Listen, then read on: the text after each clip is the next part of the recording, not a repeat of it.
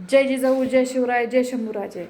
तर बांधवानो की ही पंकजा मुंडे सुद्धा ह्या नवनाथ वाघमाऱ्याला एका क्लिपमध्ये म्हणलेले मी स्वतः ऐकलेलं आहे की त्याच्यात तिचं म्हणणं येते की नवनाथ वाघमारे ही आपल्या समाजासाठी एकमेव उपोषण करणारा व्यक्ती आहे. म्हणजे कधी ह्या नवनाथ वाघमाऱ्याला नवाजायचं, कधी गोंडस बाळ म्हणून ह्या हाक्याला, कुत्र्याला, नासक्याला नवाजायचं, कधी वाल्या कराडाला म्हणायचं की हा धन्या मुंड्याचा उजवा हात आहे.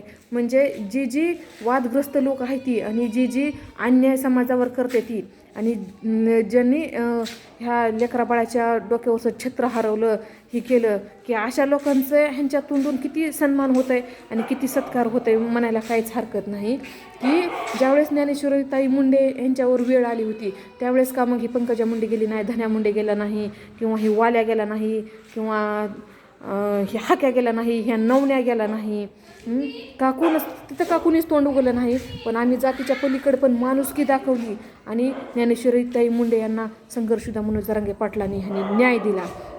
कारण की आम्ही जात बघत नाही, आम्ही माणूस धर्म बघतो. आम्ही गोरगरिबाला जाणतो, गोरगरिबावरची आलेली वेळ जाणतो आणि त्याच्या मदतीला धावतो. कारण की आमच्या ती रक्तातच आहे, आमच्या ती वंशावळीतच आहे आणि आमच्यावर हे संस्कार आमचे छत्रपती शिवाजी महाराजांचे आहेत. त्याच्यामुळं आम्ही कुणाच्याही ताटातलं घेत नाही आणि कुणावरही अन्याय करत नाही आणि करणार देखील नाही. आमच्या हक्काच्या कुणबी नोंदी आहेत त्या ती निघाल्या त्या आणि आम्ही ती कुणाच्या बापाला सोडत पण नाही. ते आमच्या हक्काच्या नोंदी आम्ही घेणार आणि त्याचा वापर आम्ही करणार.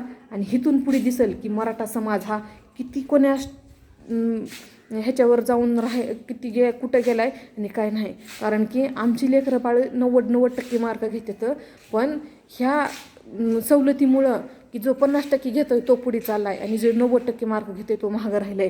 त्याच्यामुळं की ह्यांना वाटतं की मराठा समाज फक्त महागच राहावा आणि ह्यांनी फक्त जरी बी 90% मार्क घेऊन जरी लागले एखाद्या नोकरीला तरी त्याची पोस्ट लवकर वाढत नाही.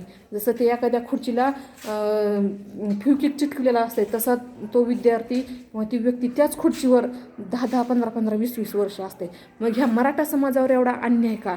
मग तो अन्याय आम्हाला खोडून काढायचा आहे म्हणून त्याच्यामुळं आम्हाला आरक्षणाची गरज आहे. त्याच्यामुळं कुणी कितीही जरी भुकलं आणि किती जरी काय केलं तरी आमचं हक्काचं आरक्षण आम्ही घेतल्याशिवाय आता माघार नाही. त्याच्यामुळं नाद करा पण मराठ्याचा नाही. जय जिजाऊ, जय शिवराय, एक मराठा, कोटी कोटी मराठा. आरक्षण आमच्या हक्काचं नाही, कुणाच्या बापाचं.